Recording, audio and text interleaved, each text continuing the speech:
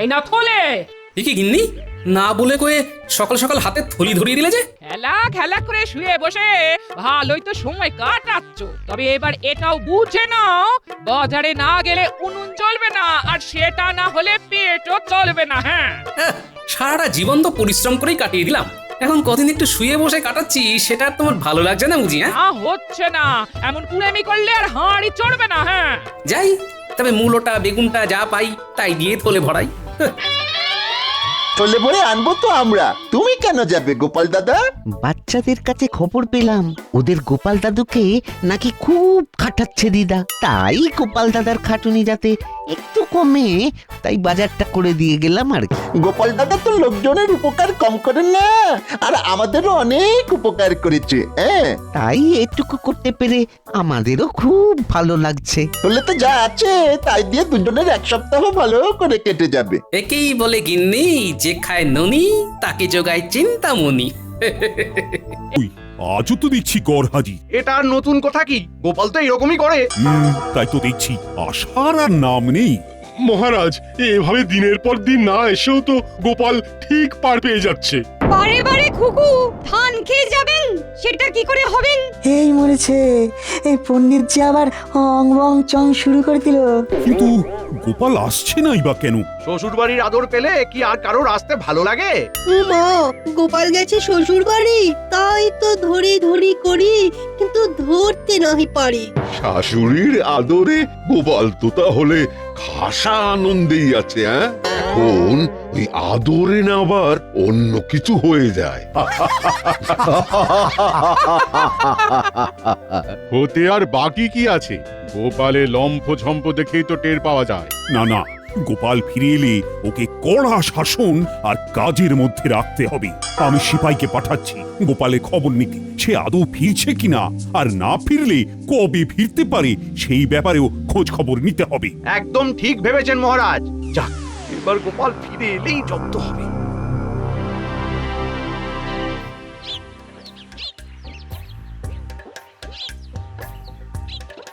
গোপাল দাদা, ও গোপাল দাদা, বাড়ি আছো নাকি? মহারাজ ডেকে পাঠিয়েছেন। কাকে ডাকছো আদর করে? হ্যাঁ? ওই দেখো, সে তো দিব্যি নাক ডেকে ঘুমাচ্ছে। তাই তো দেখছি। বেশ, তাহলে মহারাজকে গিয়ে তাই বলি। মহারাজের কানে কথা গেলে যে কি হবে কে জানে, তবে না জানিয়েই বা উপায় কি? হ্যাঁ, আরাম করতে করতে লোকটা যে একদম কাম কাজ শিখে তুলেছে। ওহ,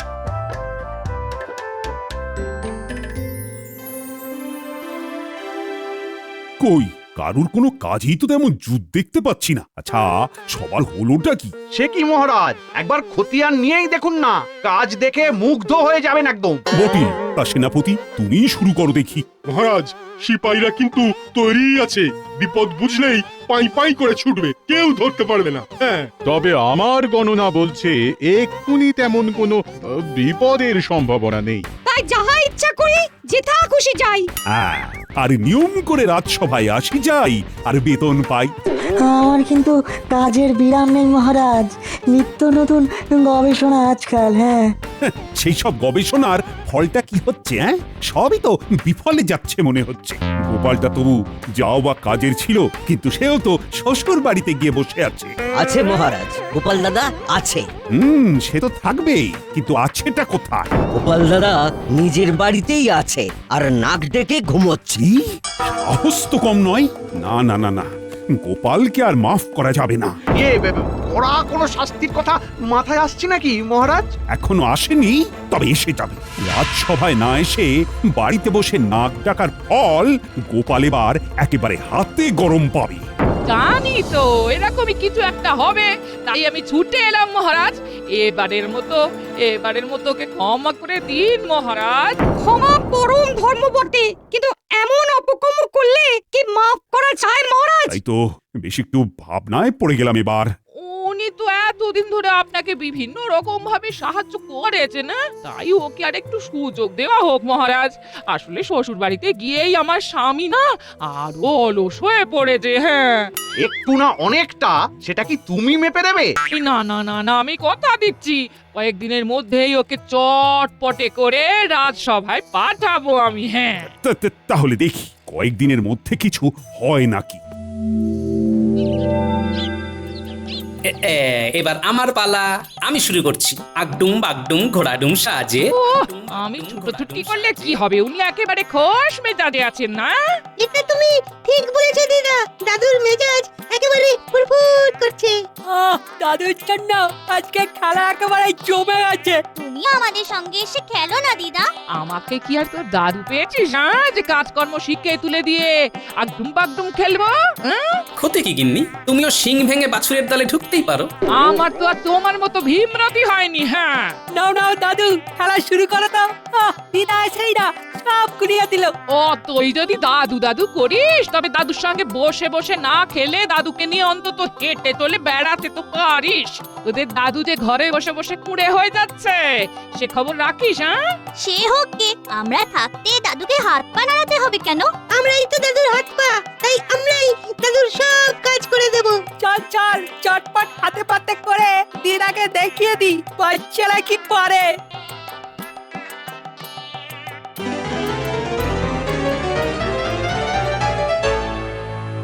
কি গিন্নি, কি বুঝছো? আমার ডান হাত বাঁ হাত কেমন কাজের হয়েছে নিজের চোখে দেখছো তো? এমন নাতি নাতনি থাকলে আমি আর তোমার কুড়েমি বন্ধ করবো কি করে? হ্যাঁ, ওপরওয়ালাই জানে এবার কি হবে। হ্যাঁ, তাহলে বুঝতে পেরেছিস তো কিভাবে কি করতে হবে?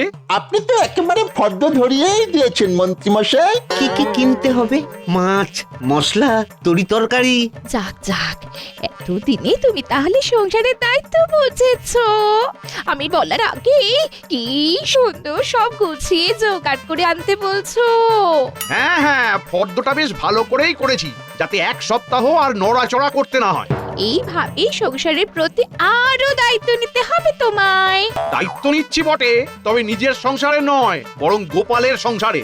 সে কি? আর সেটাও গোপালকে দায়িত্ব দিয়ে ডোবাবো বলে।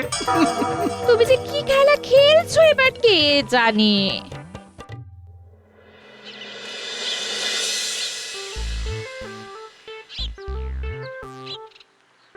এই না থলে, কি গিন্নি, না বলে কয়ে সকাল সকাল হাতে থলি ধরিয়ে দিলে যে? খেলা খেলা করে শুয়ে বসে ভালোই তো সময় কাটাচ্ছ, তবে এবার এটাও বুঝে নাও, বাজারে না গেলে উনুন জ্বলবে না, আর সেটা না হলে পেটও চলবে না। হ্যাঁ, সারাটা জীবন তো পরিশ্রম করেই কাটিয়ে দিলাম, এখন কদিন একটু শুয়ে বসে কাটাচ্ছি, সেটা আর তোমার ভালো লাগছে না বুঝি? হ্যাঁ, না হচ্ছে না, এমন কুড়েমি করলে আর হাঁড়ি চড়বে না। হ্যাঁ, যাই, তবে মূলোটা বেগুনটা যা পাই তাই দিয়ে থলে ভরাই।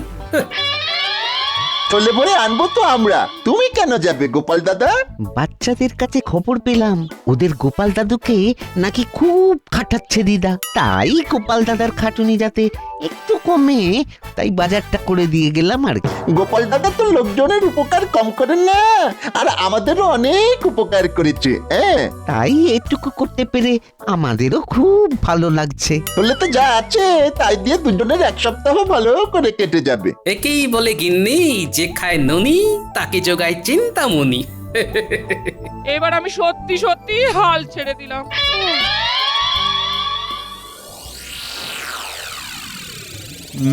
ব্যাপার কি? রাজসভাটা আজও যেন কেমন ফাঁকা ফাঁকা লাগছে। সে তো লাগবেই মহারাজ, গোপাল যে আসেনি আজ। তাই তো, গোপাল তো সভায় আসেনি। না, এটা তো বাড়াবাড়ি। খবর পেয়েছি গোপাল দিনের পর দিন আরো কুঁড়ে হয়ে যাচ্ছে। এখন তো সে বাড়ি থেকে বেরিয়ে বাজার দোকানটা পর্যন্ত করে না।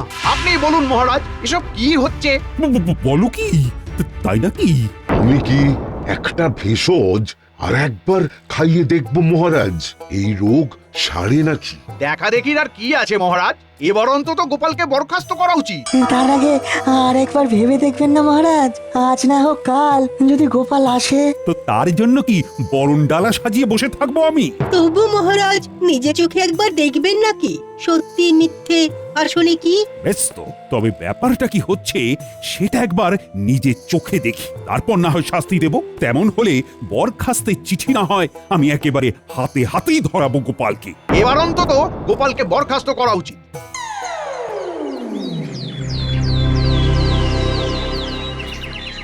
তোরা যে একেবারে আদা জল খেয়ে লেগে পড়েছিস দেখছি, আমার পান থেকে চুন খসতে দিচ্ছিস না। তুমি এখন হাত পা ছড়িয়ে বিশ্রাম নাও দাদু, আমরা তোমাকে ছেড়ে যাচ্ছি না। তুমি খালি বলবে কখন কি লাগবে। আর আমরা সঙ্গে সঙ্গে এইভাবেই তোমার কাছে সব হাজির করে দেব। না তোরা দেখছি সত্যি খুব কাজের হয়ে গেছিস, একটা কিচ্ছু তো 19-20 হতে দিচ্ছিস না। কিরকম কি বুঝছেন মহারাজ? পায়ের ওপর পা তুলে গোপাল কেমন আয়েশ করছে নিজের চোখেই দেখছেন। না না, এই সব দেখে আর সহ্য করা যায় না। চলো, যা হওয়ার এবারে একেবারে সামনাসামনি হবে। সে তো হতেই হবে, আর তার জন্যই তো কাঠখড় পুড়িয়েছি মহারাজ। তারপর গোপাল, তোমাকেও যেন বেজায় ক্লান্ত দেখাচ্ছে। তা শরীর আর চলছে না বুঝি? আরে আরে মহারাজ যে কি সৌভাগ্য আমার। সৌভাগ্য না দুর্ভাগ্য সেটা তো এক্ষুনি টের পাবে। এই যে শোনো গোপাল, তোমার এই ঘরে বসে বসে ডিমে তা দেওয়া আর নেওয়া যাচ্ছে না। আজ আমি একটা হেস্তনেস্ত করেই ছাড়বো। হেস্তনেস্ত নয় মহারাজ, বলুন বরখাস্ত। হ্যাঁ হ্যাঁ হ্যাঁ, মানে তাই, আমি একেবারে তৈরি হয়ে এসেছি। এই যখন এতটাই করলেন তখন আরেকটু করুন মহারাজ। আবার কি করব? মহারাজ আপনি পারেন ওকে কাজের মধ্যে ফেরাতে। ওকে একটা দায়িত্বশীল কাজ দিলেই সেই কাজ করতে গিয়ে ও একটু চন মনে হবে। আর এটাই একটা শেষ সুযোগ মহারাজ। আবার একটা সুযোগ? এতেও যদি ওর কোনো উন্নতি না হয় তাহলে মহারাজ আপনি যা শাস্তি দেবেন তাই ও মাথা পেতে নেবে। হ্যাঁ, ও গোপালের গিন্নি তো জ্বালিয়ে মারলো দেখছি। মহারাজ সবে গোপালকে বরখাস্ত করবে করবে করছেন, অমনি একবারে দরখাস্ত নিয়ে হাজির। উফ! বেশ, তাহলে আগামীকাল গোপাল তুমি একেবারে গিন্নিকে নিয়ে একবার সভায় হাজির হবে।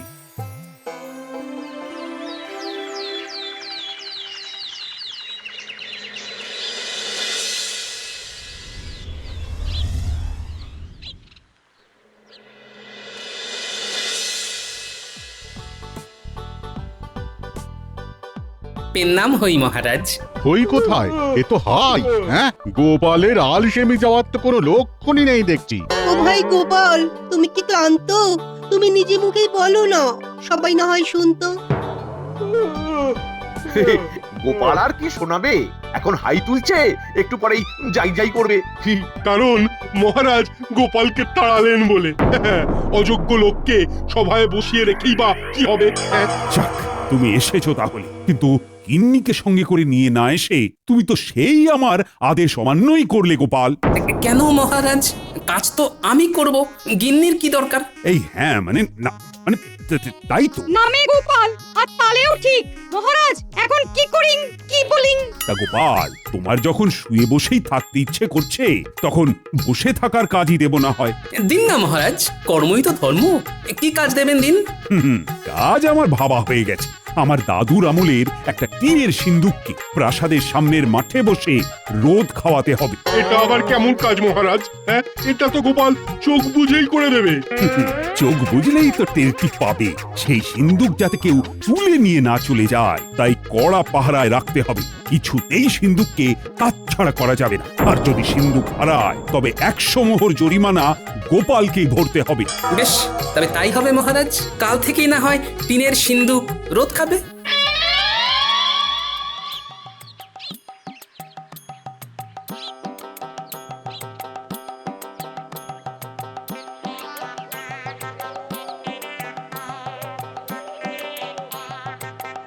কি গো, বলি কাজ করে মহারাজের মেজাজটা ঠিক করতে পারলে নাকি আবার জল ঢেলে দিয়ে এলে? কাজ আর এমন কি, ওই টিনের বাক্স রোদ খাওয়াতে হবে আর পাহারা দিতে হবে। দেখে দেখে মহারাজ কাজও একটা দিয়েছেন বটে। হ্যাঁ, সেটা না হয় ঠিক আছে, তবে বাক্স হারিয়ে গেলে 100 মোহর জরিমানা দেওয়ার ব্যাপারটা শুনেই তো নড়ে চড়ে বসতে হচ্ছে। সে আবার কি কথা? সেটাই তো আসল কথা গিন্নি।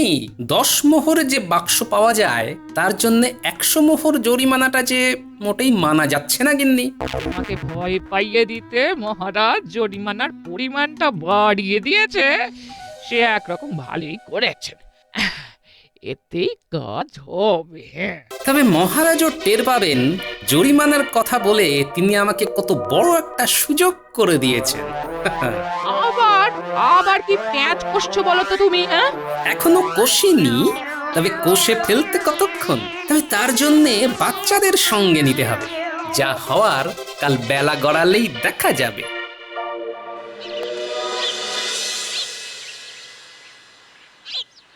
না, রোদের তেজ আস্তে আস্তে বাড়ছে দেখছি। সিন্ধুকের সঙ্গে সঙ্গে যে আমিও রোদে সেঁকে যাচ্ছি।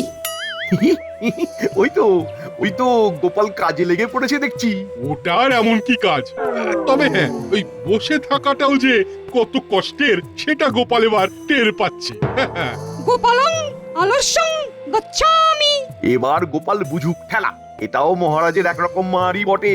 মহারাজ ভাতে না মেরে হাতে মারছেন, দেখেও শান্তি। বেলা বেশি বাড়ার আগেই খেলা শুরু করে দিতে হবে, কিন্তু বাচ্চাদেরই তো এখনো পাত্তা নেই। আচ্ছা কাছি দাদু, আর সঙ্গে করে সব কিছু একেবারে গুছিয়ে নিয়ে এসেছি। এই যে জল, গামছা, গুড়ের বাতাসা। আরে এসব না হয় হলো, কিন্তু কাজের জিনিসগুলো এনেছিস কি? এনেছি তো, এই তো খড়ির টুকরো, কাগজ, কলম, একদম যেমন বলে দিয়েছিলে। হ্যাঁ, এই তো এইবার যেমন বলে দিয়েছিলাম তেমন করে প্রচারের কাজে লেগে পড়। তুমি কিচ্ছু ভেবো না গোপাল দাদু, ওই দিকটা আমরা ঠিক সামলে নেব। তুমি বরং এদিকটা গুছিয়ে নাও। সে আর বলতে, হাতে যখন খড়ি আছে তখন ভারী কাজটা আগে সেরে ফেলি, কিছু করি আর না করি গুছিয়ে লিখে ফেলি। এই তো একেবারে গোটা গোটা হরফে বাক্সের গায়ে এই লিখে দিলাম, রাজবাড়ির এই টিনের বাক্সের দাম 10 মোহর। যে কিনতে চাও বিকেল বেলা মাঠে এসো। ব্যাস, এবার শুধু অপেক্ষা করব আর দেখব কেমন কি সাড়া পড়ে।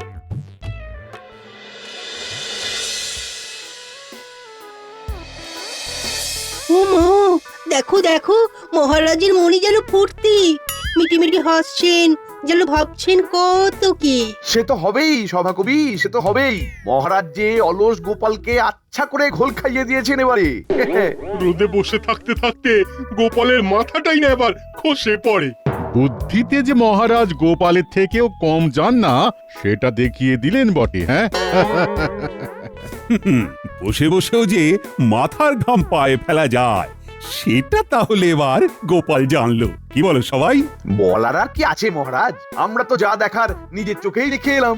হ্যাঁ, গোপাল তো যথা সময়ে এসেই সিন্দুক নিয়ে গেছে, এবার কদিন রাখুক না কাছে কাছে। আগে মহারাজ, বেশি দিন কি আর রাখার প্রয়োজন আছে? ওই রোদ গরম কি গোপালের সহ্য হবে? গোপাল কষ্ট পাবে বলছো? কষ্ট পেলে পাক মহারাজ, তবেই তো ওর আলসেমির স্বভাবটা নষ্ট হবে। তাহলে আমার চিন্তা ভাবনায় কোনো গলদ নেই, তাই তো?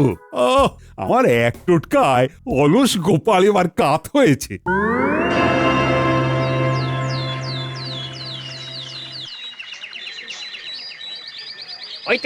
ওই তো টিনের সিন্দুক দেখতে পেয়েছি। ও, তাহলে তো দেখছি খবরটা সত্যি। হ্যাঁ, বাচ্চারা তাহলে ভুল খবর দেয়নি। মাত্র 10 মোহরে রাজবাড়ির এমন একটা বাক্স পাওয়া যাচ্ছে। আমি আগে এসেছি, ওটা আমি নেব। কে আগে আর কে পরে এসেছি সবটাই গোপাল দাদা দেখেছে। গোপাল দাদাই ঠিক করবে কাকে এই টিনের বাক্সটা দেবে। এই শোনো, আমি নগদ 10 মোহর নিয়ে এসেছি। হাতে হাতে দেবো আর হাতে হাতে নেব। আর আমরা কি মুখ দেখবো?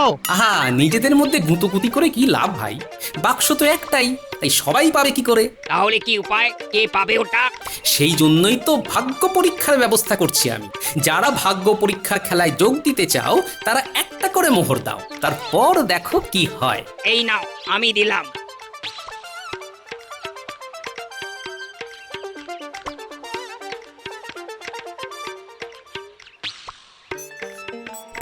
আমিও দিচ্ছি, আমার নামটা লিখে নাও। এই তো লিখে নিচ্ছি। একে একে দাও, একে একে। হ্যাঁ, কারোর নামই বাদ যাবে না। এবার মনে হচ্ছে সবার নামই লিখে ফেলেছি। নয় নয় করে 5 হলো মনে হচ্ছে। এবার তাহলে না হয় টিনের সিন্দুকে রাখা নাম থেকে ভাগ্যবান মালিকের নামটা তুলি। এই তো, এই যে গোটা গোটা করে লেখা আছে বটকৃষ্ণ বটব্যাল। এই যে আমি গো গোপাল দাদা, দাও টিনের সিন্দুকখানা দাও দেখি আমায়। সে তো দেবই, তার আগে বাকি 9টা মোহর যে দিতে হবে আমায়। এই যে দিচ্ছি। তাহলে আমাদের একটা করে মোহর ফেরত দিয়ে দাও এবার গোপাল দাদা। তা কি করে হয়? ভাগ্যের খেলা খেলতে গেলে ওরকম 1-8টা মোহর যে গচ্ছা দিতেই হয় ভাই। যাই,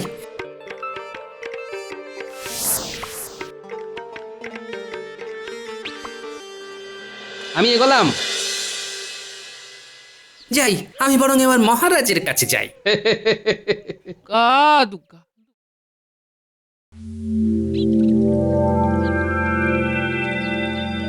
বেশ তো, তাহলে সভার কাজকর্ম আজকের মতো শেষ করি এখানে। আগে হ্যাঁ মহারাজ, শুভ কাজে আর দেরি করে লাভ কি? কিন্তু আমার যে একটা খবর দেওয়ার ছিল মহারাজ। হ্যাঁ, এই অবেলায় খবর? আচ্ছা, টিনের সিন্দুক ঠিকঠাক রোদ পেল কিনা সেটাই বলবে বুঝি। পাক আর না পাক, কালকে আবার রোদে দিতে হবে। আর এরকম এখন বেশ কদিন চলবে, তাই তো মহারাজ? হ্যাঁ, কিন্তু সিন্দুক তো নেই মহারাজ। নেই মানে? নেই মানে নেই, তবে তার জন্য এই যে 100 মোহর জরিমানা, সেটা একেবারে গুনে গুনে নিয়ে এসেছি মহারাজ। দেখলেন তো মহারাজ, হ্যাঁ গোপাল যে কোনো কমের নয় সেটা আরো একবার প্রমাণও হলো। তবে মহারাজ, ওই সিন্দুকটা হারিয়ে যেতে শুধু যে আপনার হলো তাই নয়, আমারও নেহাত কম হলো না। তার মানে সিন্দুক একজন ভাগ্যবানের হাতে তুলে দিতে 500 জনের কাছ থেকে একটা করে মোহর নিয়ে ভাগ্য পরীক্ষার খেলা খেলেছি, তাই যা হয়েছে আমার জন্যই হয়েছে। জরিমানার অর্থ দেওয়ার পরেও বাকি 400টার মতো মোহর আমার আয় হয়েছে মহারাজ। কি উর্বর বুদ্ধি!